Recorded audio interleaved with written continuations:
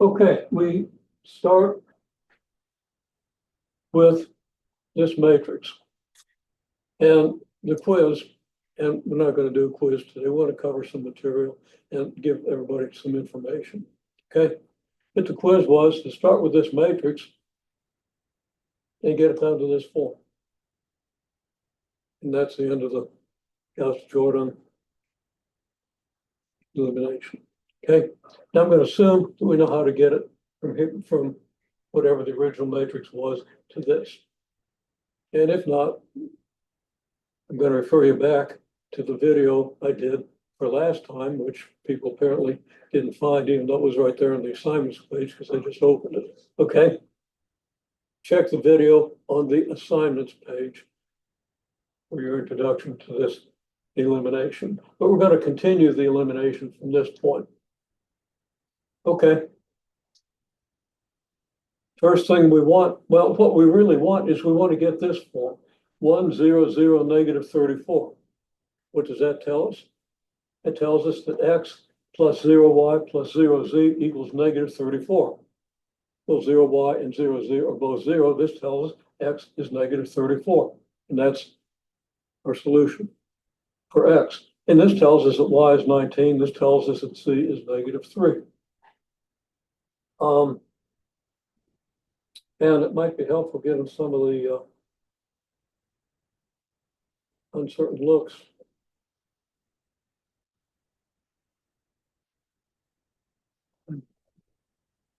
Observing that.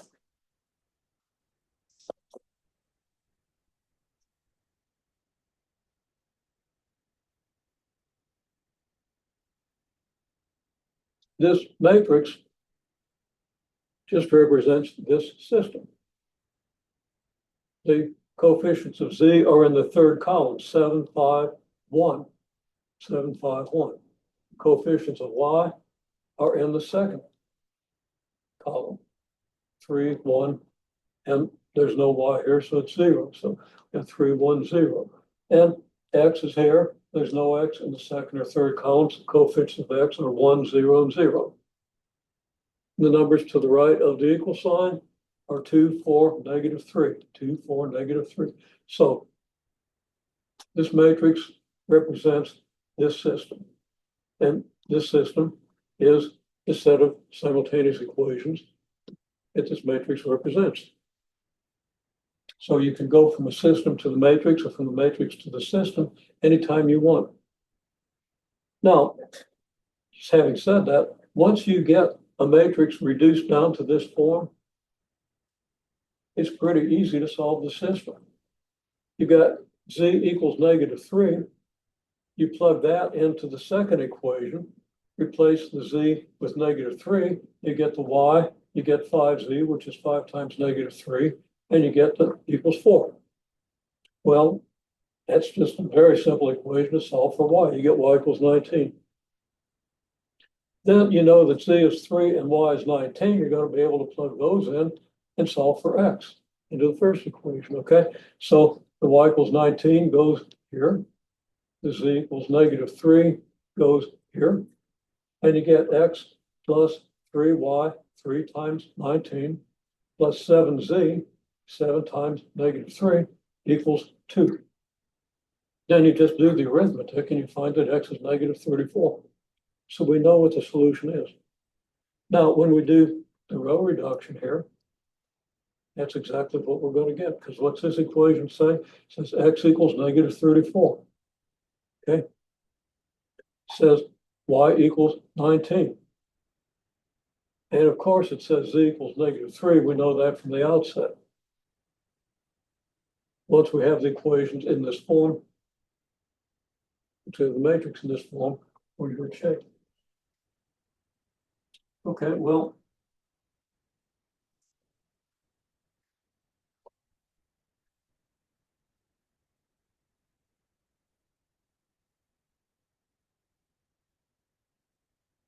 what do we do to reduce this matrix?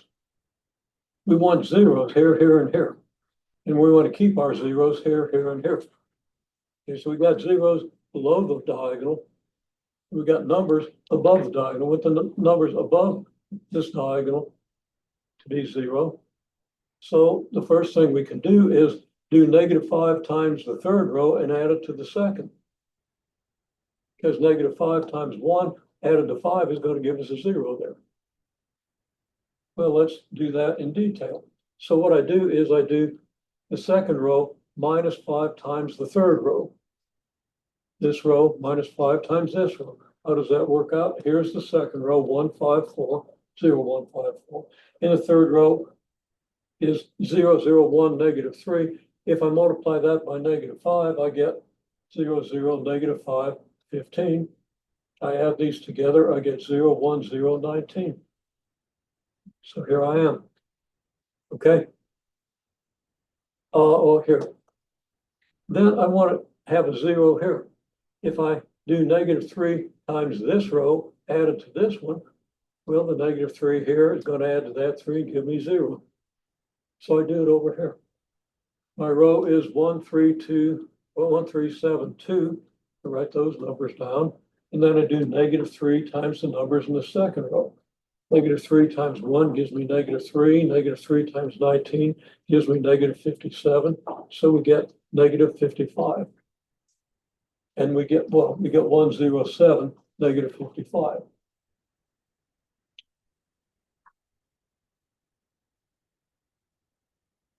And I didn't write that down.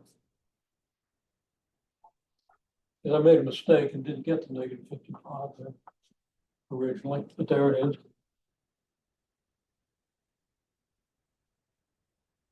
So that was miswritten. That's correct. Then all I have to do is multiply this by -7 to get rid of that 7. The zeros here leave everything else unaffected because I've got this row where I want it except for that 7. So -7 times this row added to this row. So my row is 107, -55. That's my first row. And my -7 times my third row is 0, 0, because I start with zeros. -7 times 1 is -7. -7 times -3 is +21.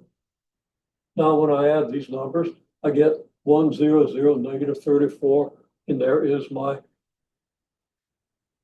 solution. Okay. Now the whole thing just reads off the values of x, y, and z. Okay. Then we check. And I did make a couple of mistakes when I did this. It's a good thing I checked. I actually checked the first equation and it worked, even though I had the wrong solution. And then I said, well, 99% chance if the first one checks, the second one will. And I wrote down the second one and it didn't check. And I had to go find where I had gotten 19 here. But then I just wrote 9 here. I didn't write the 1 in front of 9. That threw everything off. But now everything checks. I take the first equation, which corresponds to this row, and I plug my numbers in, -34, 19, and -3, and I get this expression, which you can easily simplify, and it is equal to 2, so I'm just putting a check mark there. You want to complete this calculation where it says 2 equals 2, but everybody's going to be able to do that. Then I plug into the second equation, and it worked too. And the third equation, of course, works automatically because it was already a solution. Okay. Now, we developed that in detail in the support course. Look back at that if you need more detail.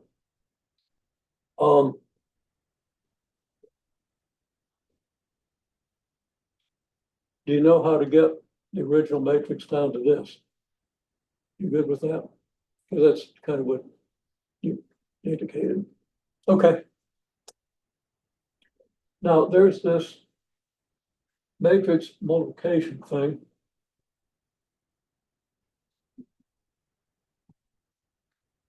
And I am going to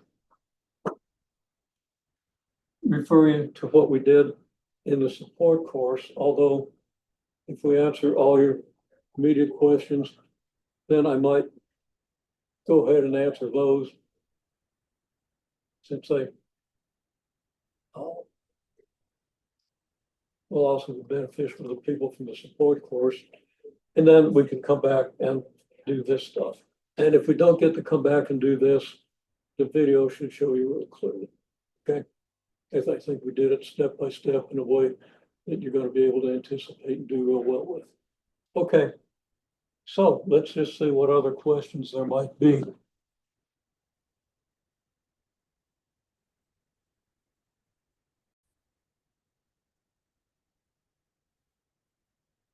One of the most important things you can learn in this course is classification of functions and their transformations. Taking these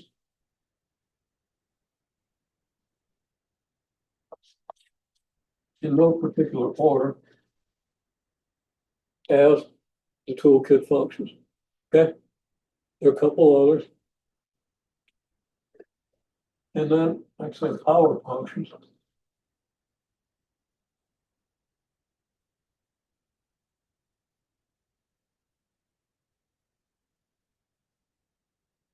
Y equals x to the power. Graphs of these functions. Y equals x is a straight line. Y equals x squared is a parabola, which we have learned to construct in a rectangle with some subdivisions and so forth. Y equals 2 to the x. Again, we subdivide a rectangle and we get a graph that looks something like this. It's a very poorly sketched graph, but y equals 1 over x that we learned to sketch in a window, something like this. Y equals x cubed. So it's a little more complicated. Give myself a little bit more room over here.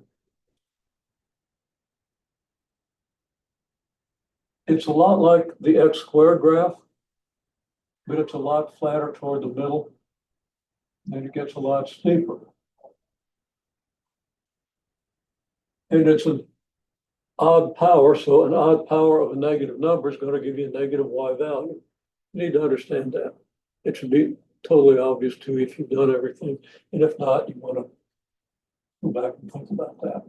And then the 1 over x squared function, the reciprocal x squared function, we haven't talked about constructing,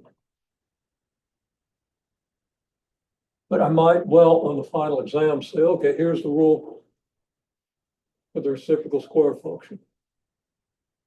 Use the same grid that you use for the square function.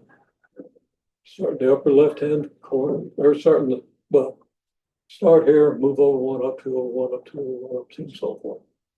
Okay, you should be able to follow those instructions. Power function, y equals x to the p, would be either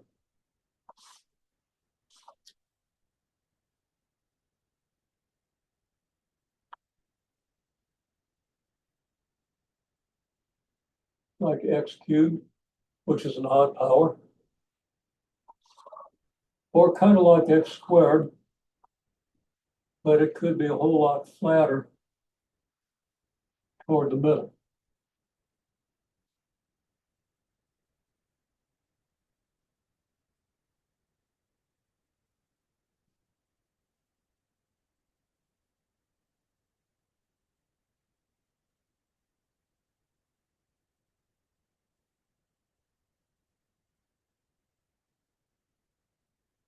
And a higher power of p,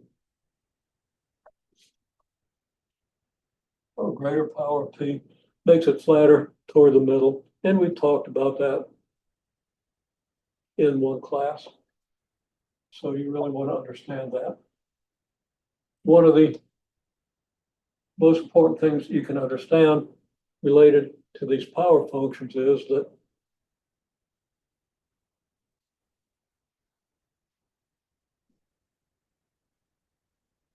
any polynomial or rational function eventually starts behaving like a power function.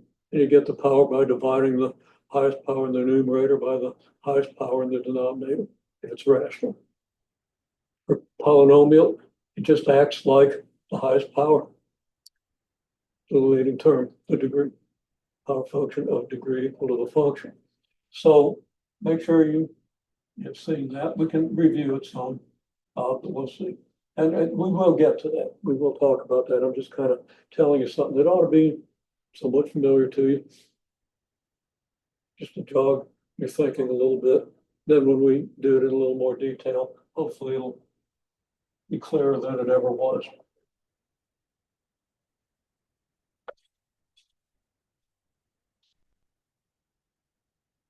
Now, the other thing is these powers, these are the pictures of power functions for p greater than 0. If p is less than 0, then you basically have either something like this or like this. It just, it gets much steeper and then much flatter. Okay, we'll talk about that. And we haven't talked about what happens to higher negative powers. Okay, the transform toolkit function.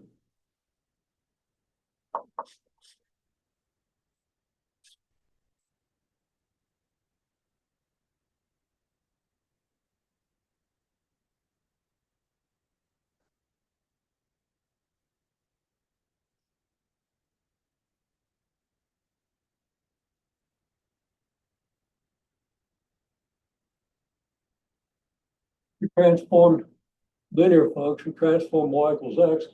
A f of x is just a times x. And then plus k, which is the same as mx plus b.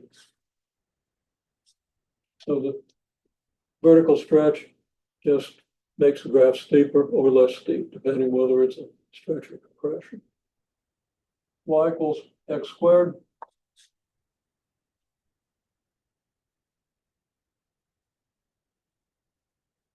Is y equals af of x minus h plus k, which is a times x minus h squared plus k.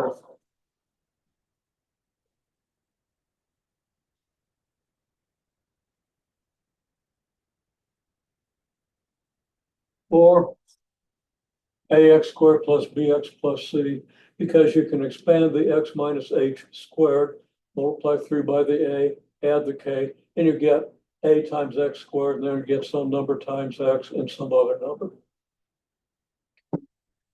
I didn't leave myself room to write all the versions of these, but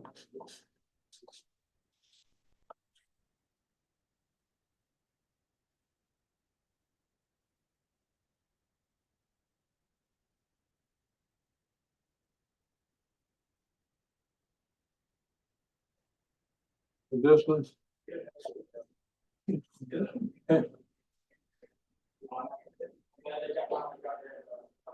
And there are things that we can do with this form. Y equals 1 over x.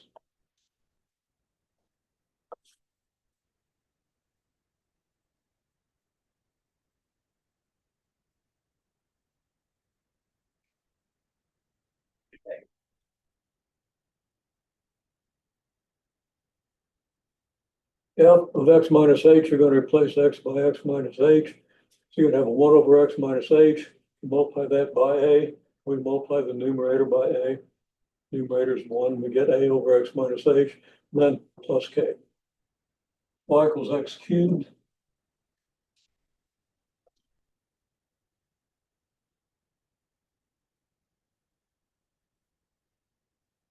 Y equals a times x minus h cubed plus k. And that could be written ax cubed plus lower powers.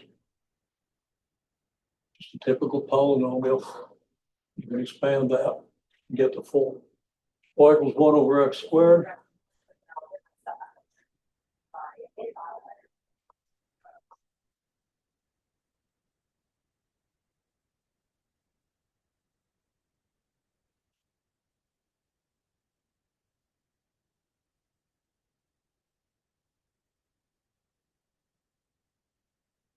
going to have this form.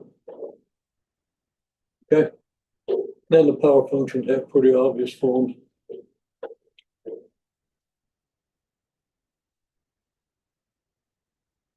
Now, there's kind of an overall scheme for the course. A couple of things we have to understand. We have to know what the power functions are and how to construct these. Okay, you're guaranteed to have that when you're on your test. You have to know how to do the AF of x plus AF of x minus h plus k. Okay, you have to, you know, if this is f of x, then this is AF of x minus h plus k. For y equals x, we don't bother with the x minus h because all we need is a slope and a y-intercept. And we get that just from m and b, or a and k. Okay, we don't need an x minus h in there to confuse us. For the rest, we need the x minus h plus k, f of x minus h plus k. Okay, so there are the forms. Now, one of the basic things we look at in chapter 2.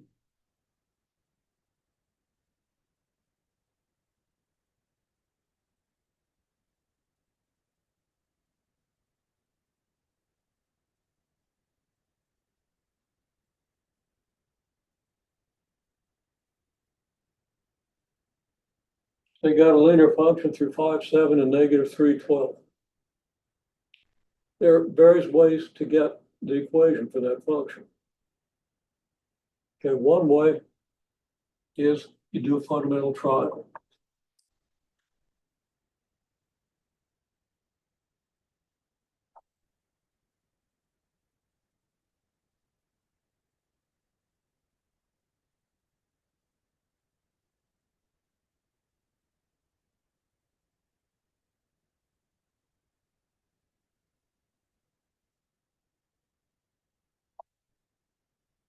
Run equals 5 minus negative 3 equals 8.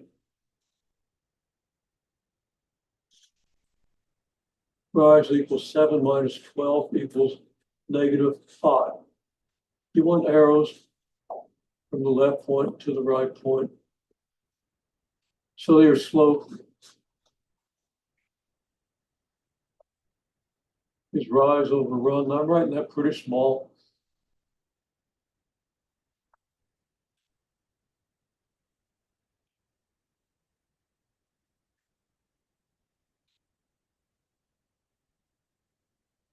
Negative 5 over 8, we put that in a box.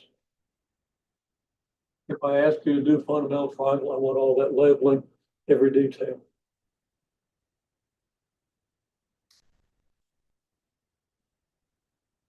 Because again, by writing out the details, you reinforce what it is you're doing. And that fundamental triangle is one of the most important things you see in the early part of a calculus course. You do it with symbols, that's okay. Okay, so you linear function through these points.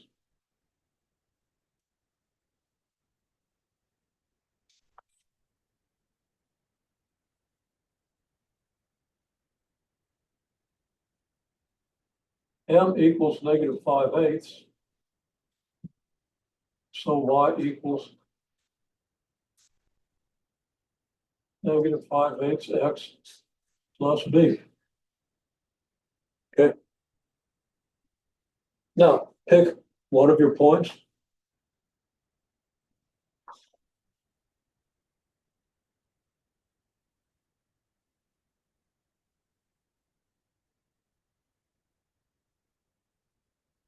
Use the 0.57 or the point negative 312.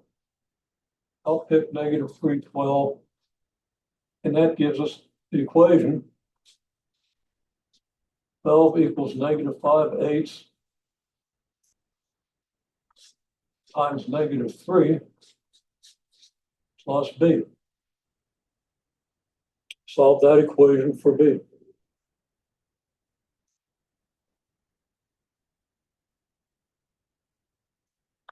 Bring the equation over here, and I'm going to multiply both sides by 8 to illustrate something.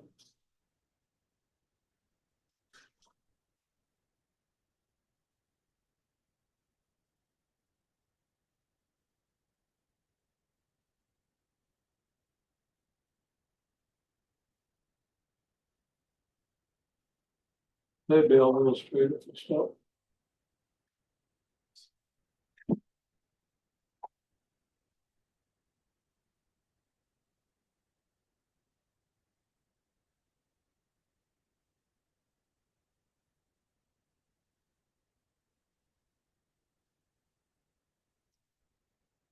Okay, I've multiplied by my denominator, so I don't have to worry about common denominators.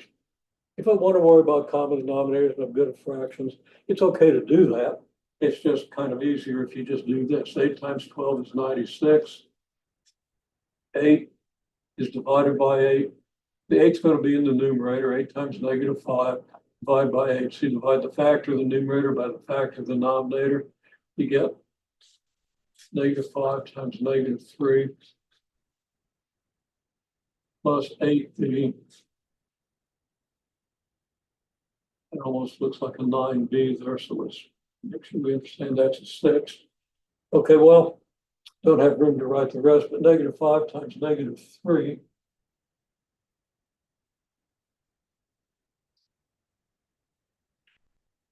It almost looks like an 8, but -5 times -3 is 15. You subtract that from 91, you get 81. Subtract it from 96, you get 81. So you get V equals 81 over 8. And now you can write out your equation. And I could do that if I had room. So your B is going to be 81 over 8, and that's going to be your equation. Then you plug the x coordinate of each point into that to make sure it works. Okay. If I plug in 5 into the equation I should get 7 for y. If I plug -3 in for x, I should get 12 for y. Well, that illustrates the idea of finding a linear equation. That illustrates a few things to remind you of things you need to do with equations.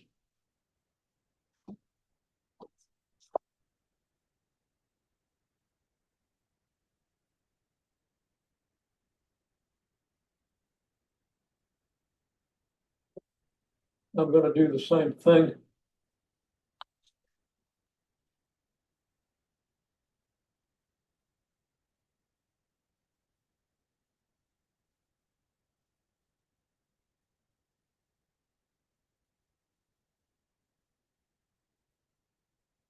Solve the same problem.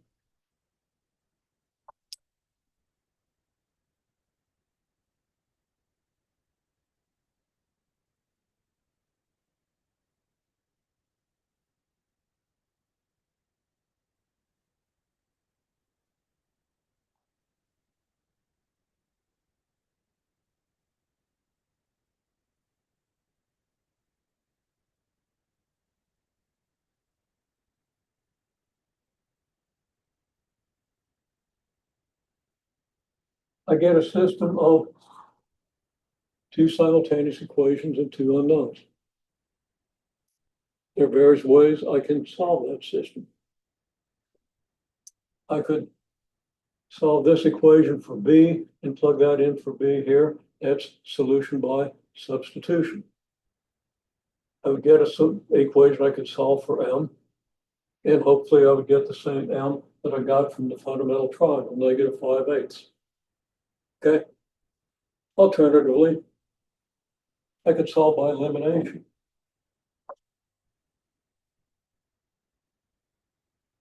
And that's what I'm going to choose to do here. Although I should be able to do it in other ways. Now I rewrite the equations in form where the M and B are on the left and the constants are on the right. I note that I could write that as a matrix equation. Now, some of you have seen that, some of you haven't. Or I could write it as an augmented matrix and reduce it, couldn't I? So I'll just mention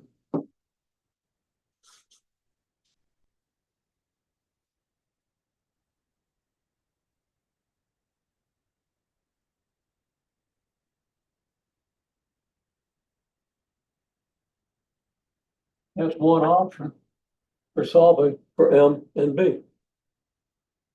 Now I'm just going to use elimination, but it's pretty easy to reduce this matrix. Anyhow, I'm going to add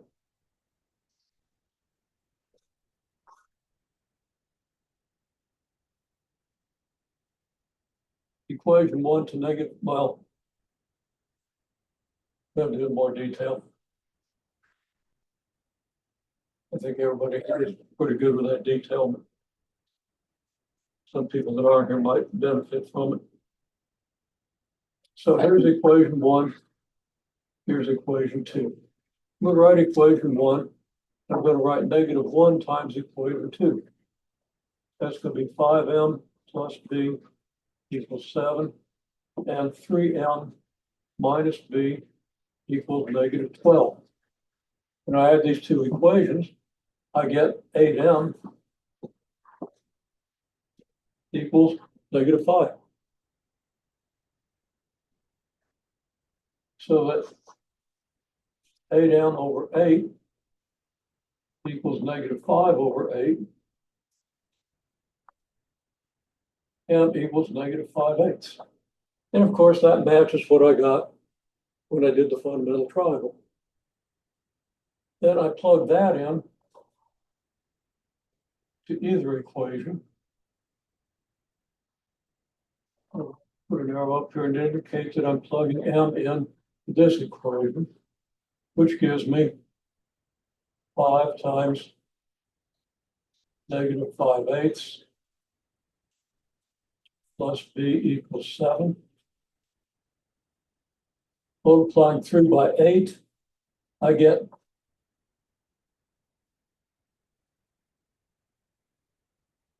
and I'm just going to indicate here, you multiply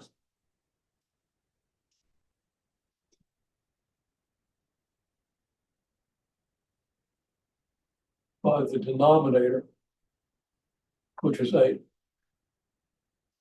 And you end up with b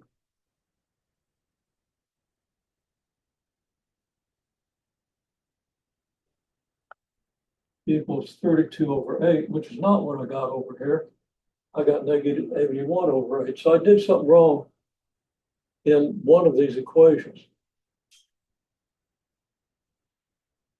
I got the same slope, but I'm suspecting I did something wrong over here. I got 15, I got 96, so I don't see what could be wrong there. I don't see what's wrong here. I don't see anything wrong here. Oh, never mind. Plenty wrong here. I didn't multiply the second side by 30 by 8. I should have got 56 over here.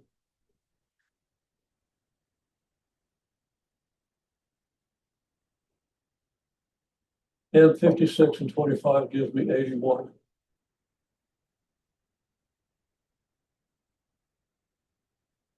And now this solution matches this solution. Either way,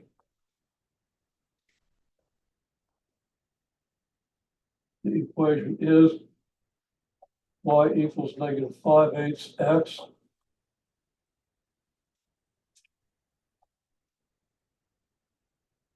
plus 81/8.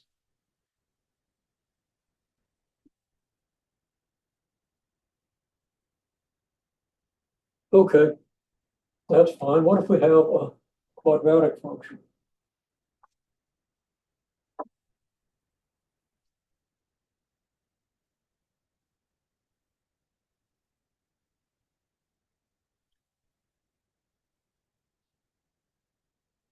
So we have a parabola out there somewhere.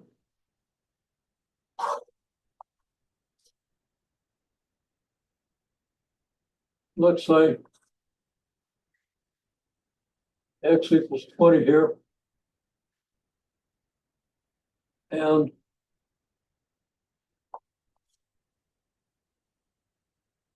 y equals 8 here. Let's get an equation for this parabola. Now, there are a couple of ways we can go about that.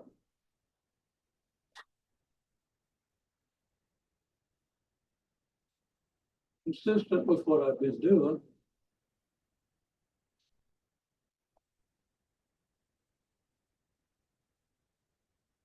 we'd say the form is y equals ax squared plus bx plus c. We can estimate the coordinates of 3 points on this curve. So we can say, okay, if x is 20 here, then x equals 10. Oh, maybe about here. Let's say that's about x equals 12. So we got a point here. And let's say we got a point over here where x equals, that's 20, that'd be 10, that's 6 maybe. And another point over here where x equals maybe 17. Now those are just estimates, but that's estimates of 3 points on the curve. Or 3 vertical lines. Now we estimate the y coordinates. This might be y equals 11. If this is 8, this might be y equals 16. And this might be y equals 19. One way or another, we do some estimates. Okay. So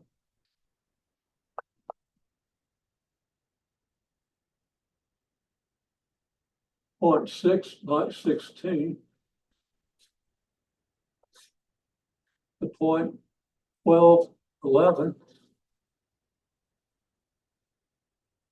and the point 17, 19.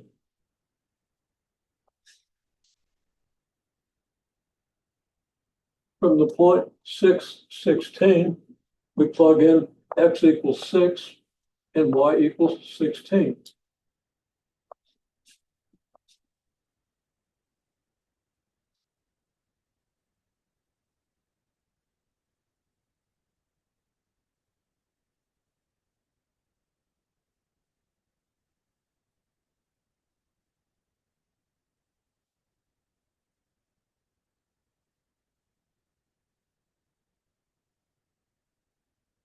And we get y equals 36a plus 6b plus c.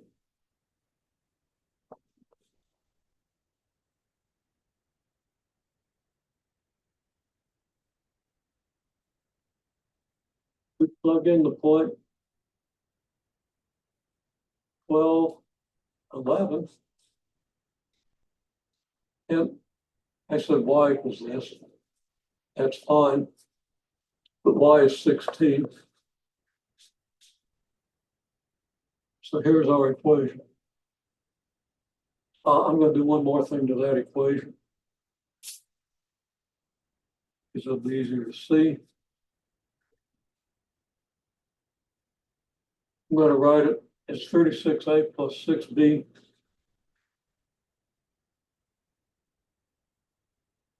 plus c equals 16. Okay? I think you're going to like where this goes. You might not want to do the matrix reduction, but okay. 12, 11 is going to give us y is 11, x is 12. 12 squared is 144, so that's going to be 144a.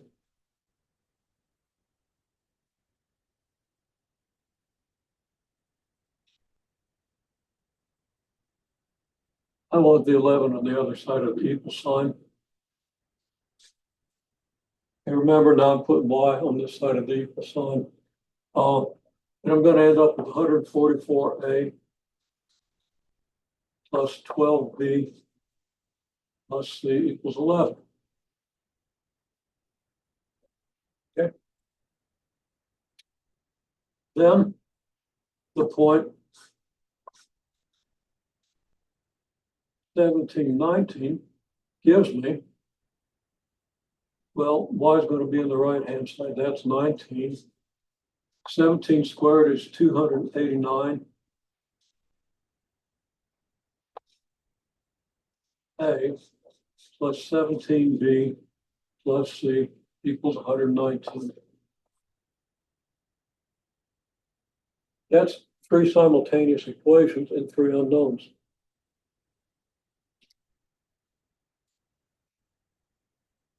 We could solve it by elimination,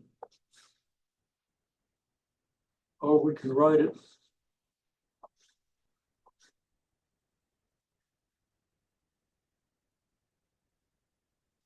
as an augmented matrix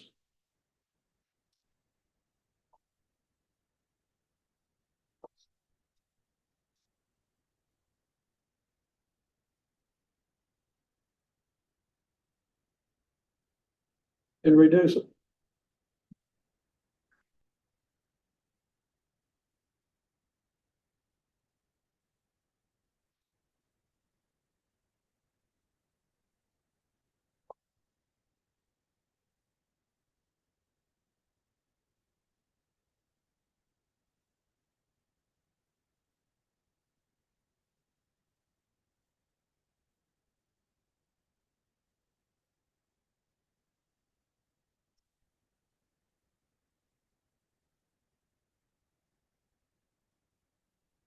I've written in front of. I'll just say reduce, but down here I've got augmented matrix, okay? If we use elimination, we can eliminate C real easily. Just add the first equation to, or add the second equation to -1 times the first equation, C is going to go away. Add the second equation, the third equation to -1 times the first equation, C is going to go away, and you're down to two equations of two variables. Numbers are kind of ugly. So I'm probably not going to ask you to actually solve one of these, but I would ask you to reduce it to a system of equations and an augmented matrix.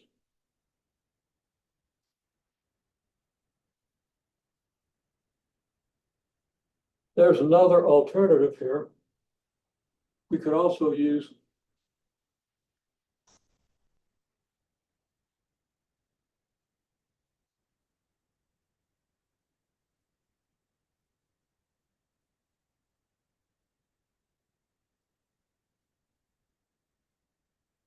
vertex form. And if we were going to use a vertex form, we'd probably estimate the vertex, which might be like x equals 11 or something, okay? So we'd already know what h is. It'd be an x minus 11 squared.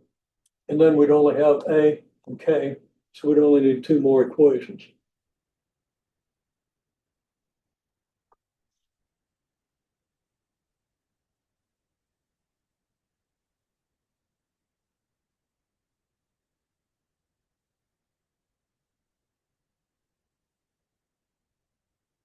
You would estimate the vertex and two more points. Now, does that kind of make sense? Okay, you want to think about it until it does. Moving a little ways on.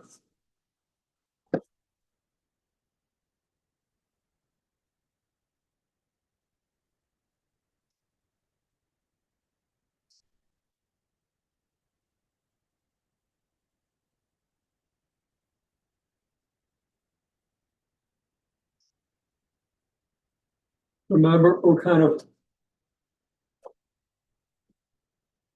moving through the toolkit functions. We got y equals 2 to the x.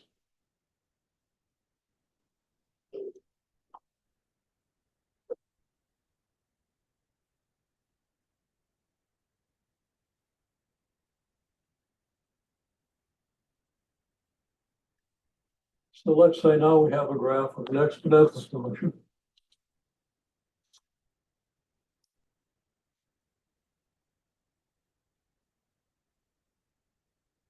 And we'll say this is the line y equals 14. And let this be the line x equals 6.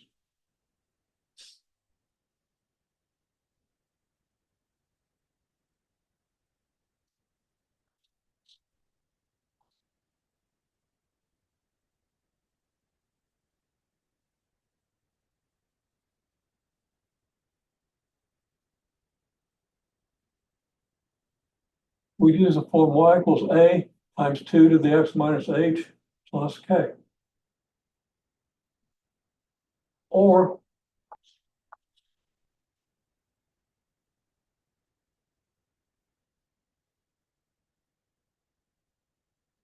y equals ab to the x plus k.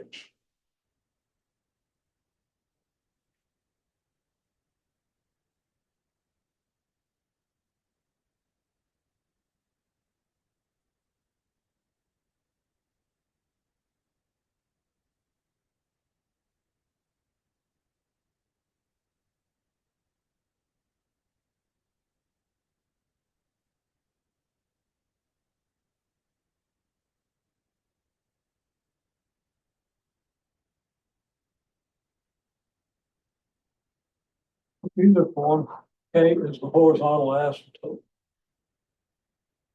For this example, the horizontal asymptote is the x-axis.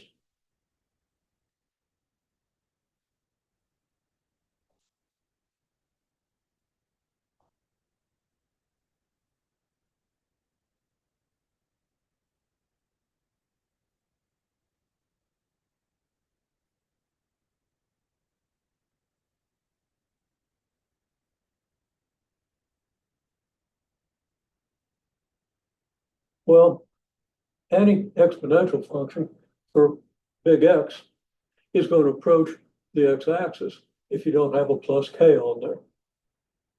So just a pure exponential function, not a vertically shifted exponential function, k is going to be 0. And we know that from construction.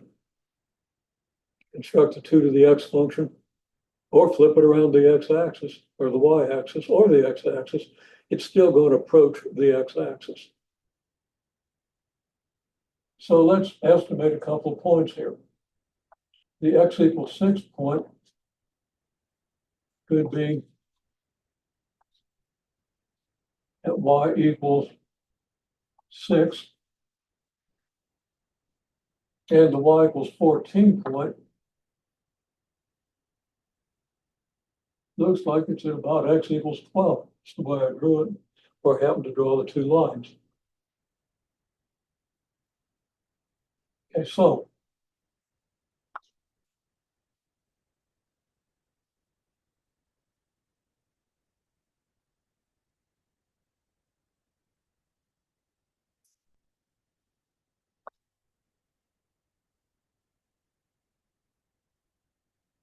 I'm going to use the ab to the x plus k form because actually 2 to the x minus h isn't quite right. It ought to be 2 to a multiple of x minus h. Okay. And I didn't include that in my original scheme. So I'm going to use ab to the x plus k.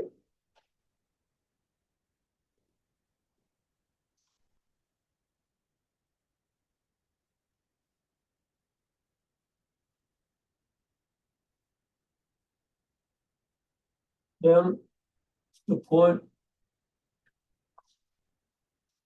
6 tells us that 6 equals a times b to the 6th. And the point 12 tells us that 12 equals a times b to the 12th. So again, we have two simultaneous equations. We're not going to be able to solve them by elimination because we have a multiplication between the a and the b term. Okay.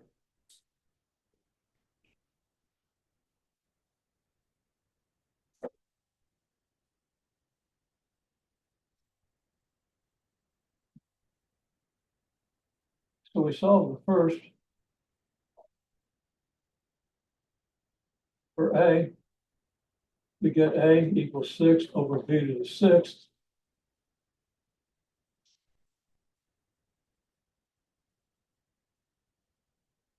Which we substitute into the second equation for a, and we get 12 equals 6 over b to the 6th.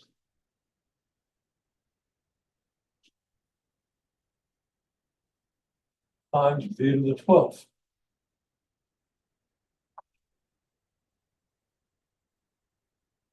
we simplify and we get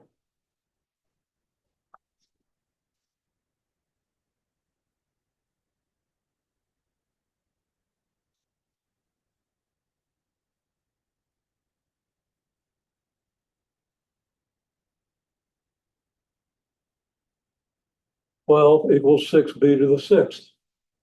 Is b to the 12th over b to the 6th is b to the 12 minus 6. Now I've chosen to use this board space to start, but I'm going to have to now come over here. So again, I've got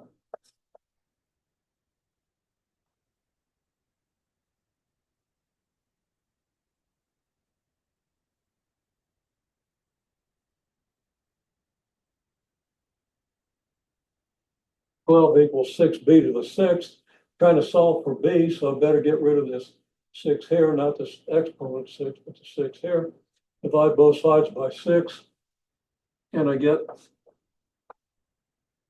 b to the 6th equals 2. So b to the 6th, it leaves myself room.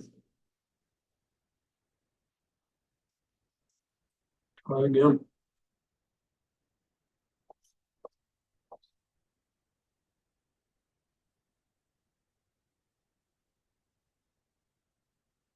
B to the 6th to the 1/6 is 2 to the 1/6, which gives me B equals, okay, now what's the 1/6 power of 2?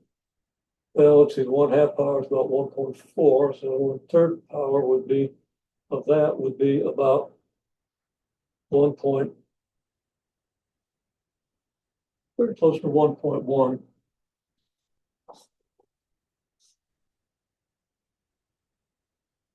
If you cube 1.1, I'm guessing maybe 1.13. The big question mark there. Now, we've been over that recently. We've done that kind of solution recently. So we're just kind of reviewing. I want to put it in the context of what we can do to get the equation of any function. So I want to review that for polynomials as well. So B is approximately 1.13. Now A equals 6 over B to the 6th.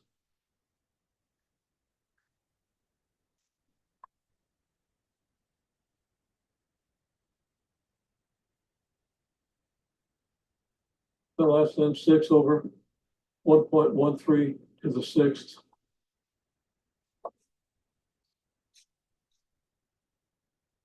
If 1.13 is the 6th root of 2, or 2 to the 1/6 power, we get A equals 6 over 2 equals 3. So now,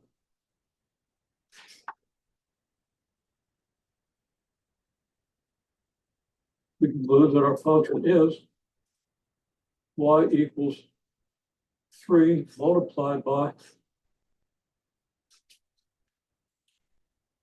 1.13 to the 6th.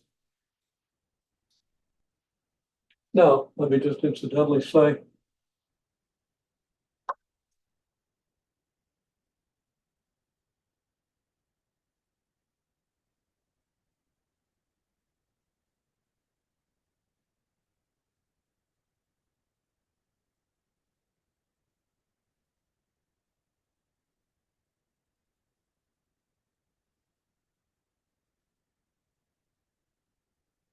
growth rate is 0.13, which is 13%. Okay, so this could be population of fish in a pond. It grows at an annual, continuously compounded rate of 13%.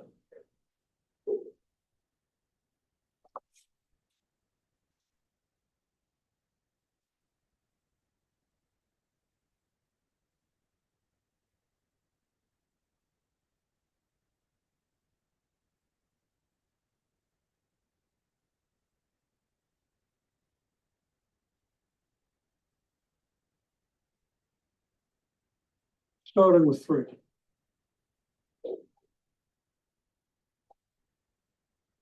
So maybe we start with 3 fish and they grow 13% continuous. Or maybe we start with 3 milligrams of some sort of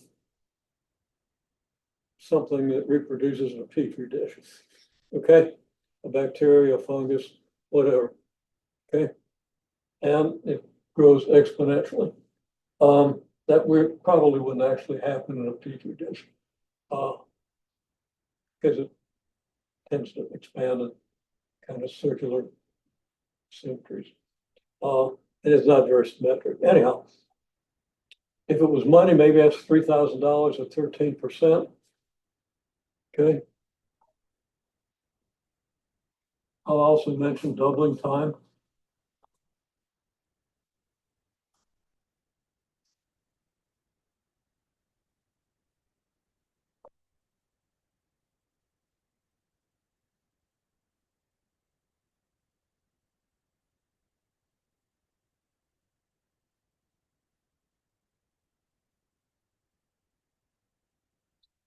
Three times 1.13 to your doubling time is 6. You start with 3 and you get 6. That's 6 is double of 3. I'm sure you understand that. Okay, we have 1.13 to the t double equals 6.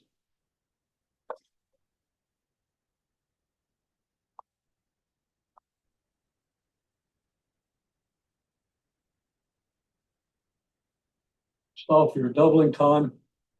You get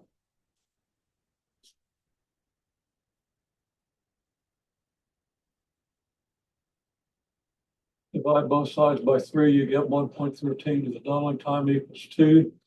You convert this to logarithmic form.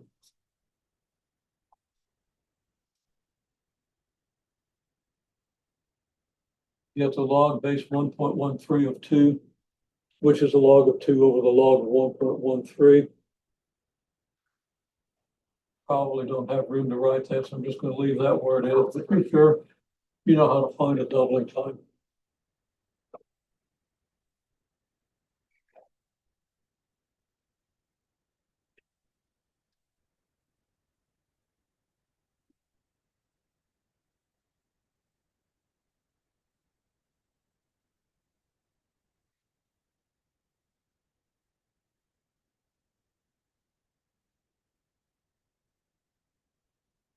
Now, the idea for any of the other functions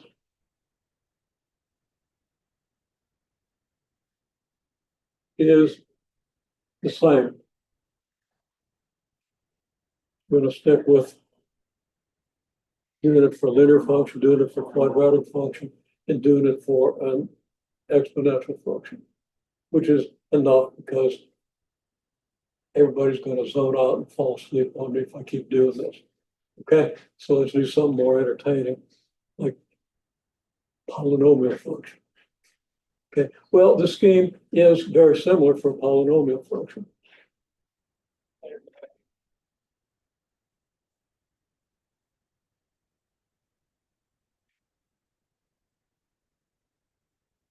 Kind of out of void space. But what I'm going to do is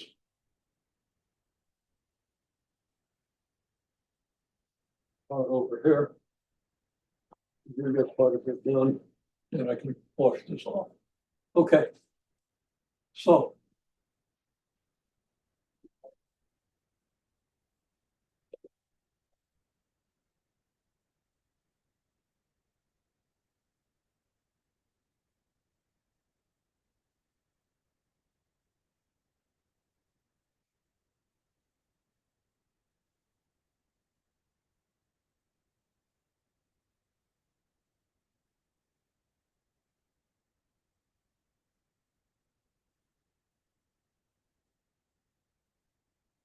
we have 0, -4, 0, multiplicity 2.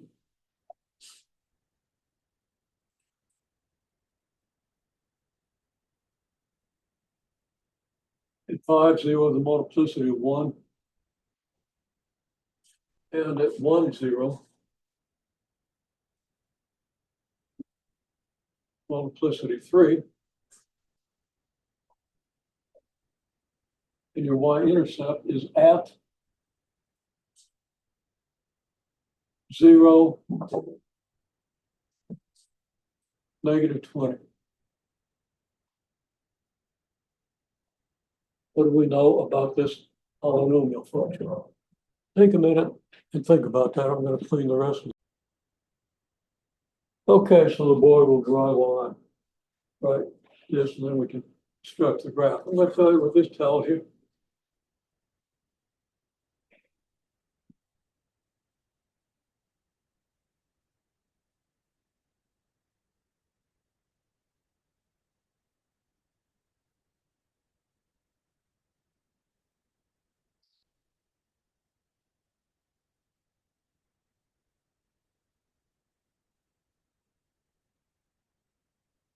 Your 0 at -4, 0 is from the factor x plus 4, because if x plus 4 is a factor, then when x equals -4, you're going to get 0.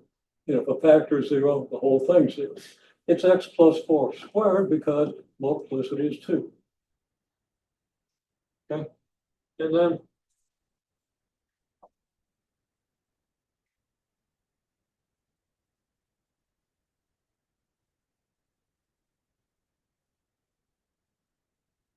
zero at 5, 0 from the factor x minus 5 squared.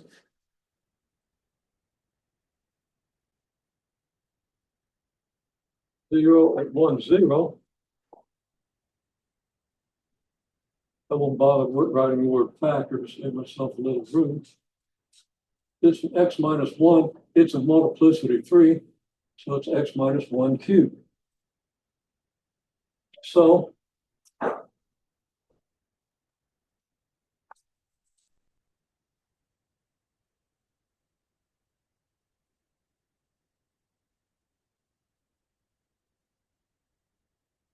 polynomial of minimum degree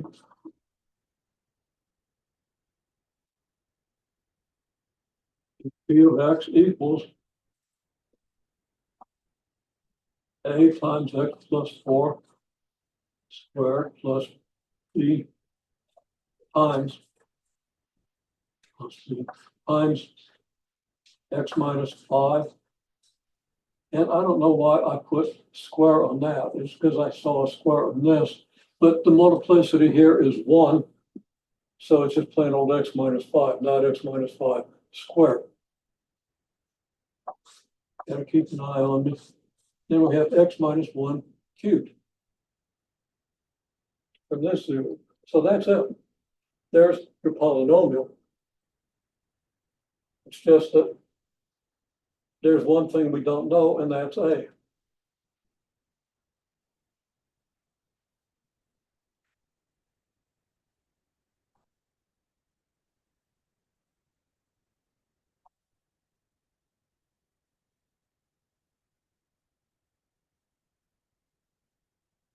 Only the parameter a is unknown. So we only need 1 point. If we have the coordinates of 1 point, we can plug them in and solve for a.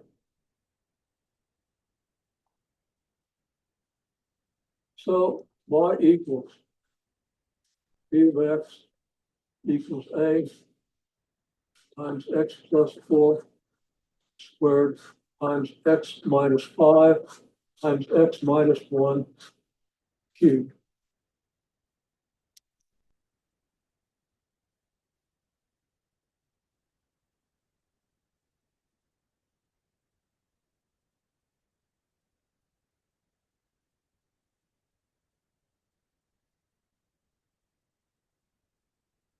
Y-intercept is at 0, -20.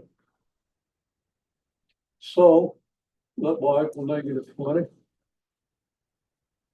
and let x equal 0.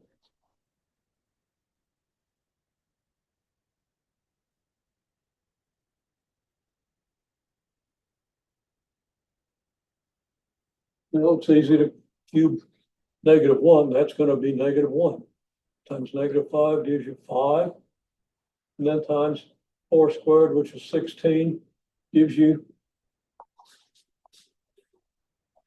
80. Now, who knew that A was going to come out a whole number? That's unlikely. I didn't intend it that way. I was going to take whatever I got, but since we get a whole number, we'll just be happy with that. So A equals negative 20 over 80 equals 1/4.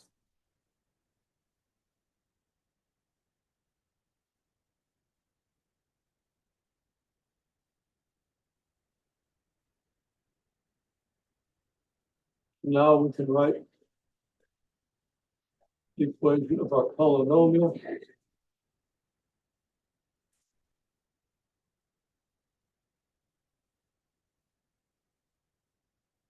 And we can sketch its graph too. Now we can do our sketch. Then you could go to a graphing calculator or Desmos or whatever and see how good your sketch is. Chances are it's not going to be great.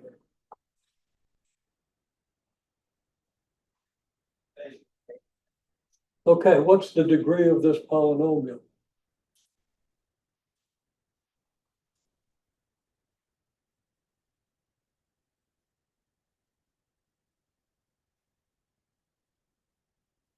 The degree is 6.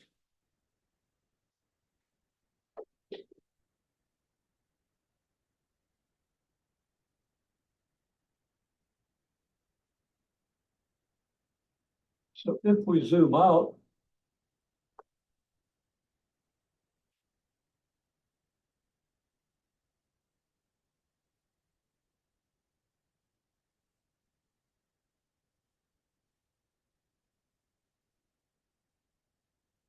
we get the graph of y equals 1/4 x to the 6th.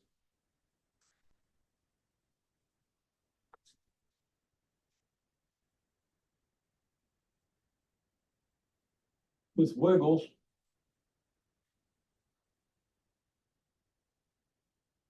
near the y-axis.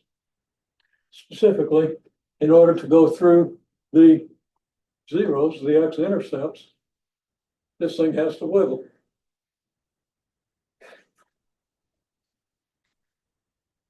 Well, a quick sketch of y equals x to the 6th. It'll be flatter than that. Y equals x to the 6th.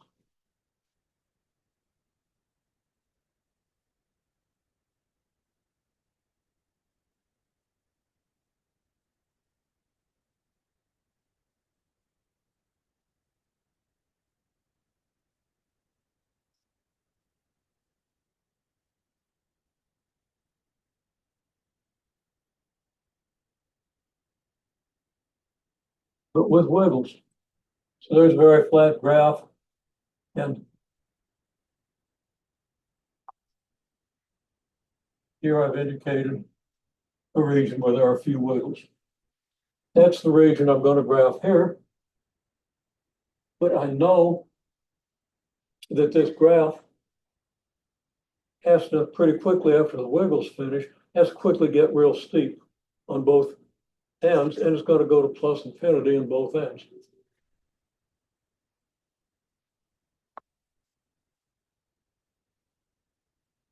Y goes to plus infinity here. Y goes to plus infinity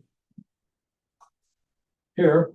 So we're going to draw a couple of arrows here indicating where y goes to infinity. And then we're going to sketch our zeros, -4, 0, 5, 0,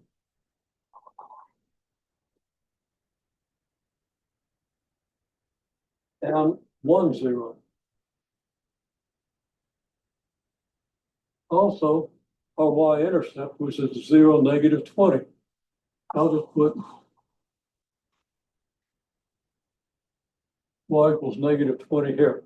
We don't even try to make the y scale match the x scale. Each coordinate has its own scale. We make a note that this has to be multiplicity 2.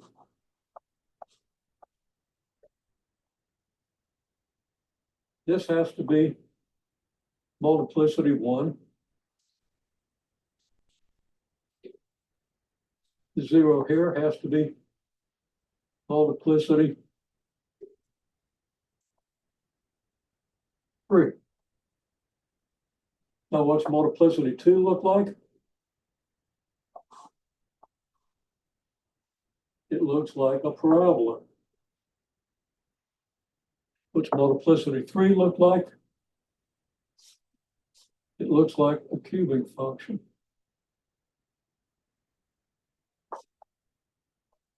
What's multiplicity 1 look like? Well, that looks just like a straight line.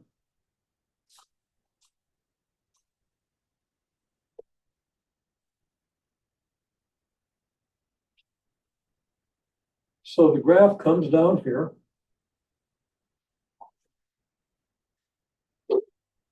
Uh-oh. That wasn't going to work.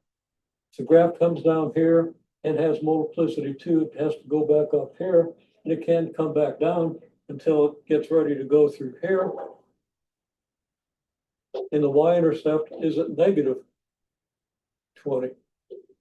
Well, I wasn't careful when I wrote a equals 1/4. I should have written a equals negative 1/4. So that there's our function. So that my picture over here for the x to the 6th was okay. It's a great picture for x to the 6th. But let's see how we're doing with visibility here.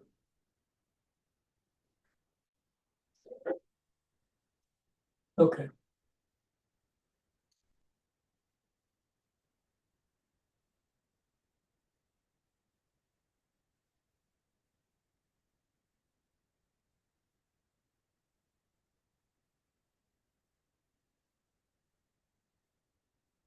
Y approaches negative infinity.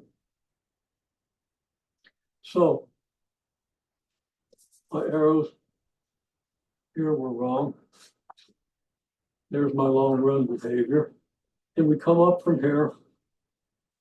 We do 0 multiplicity 2. Come down here, then we come back up through here. Got multiplicity 3 here. Then we got to turn around. We've got multiplicity 1. It's not very well drawn, but that's what we get. And it looks like I've held you over 4 minutes. So I've taken up 4 minutes of your life, and I do apologize. Okay. We'll continue with reviewing on Tuesday. People will have a chance to view this video. If there are any questions on it, we can go into more depth. Otherwise, we'll review some more ideas.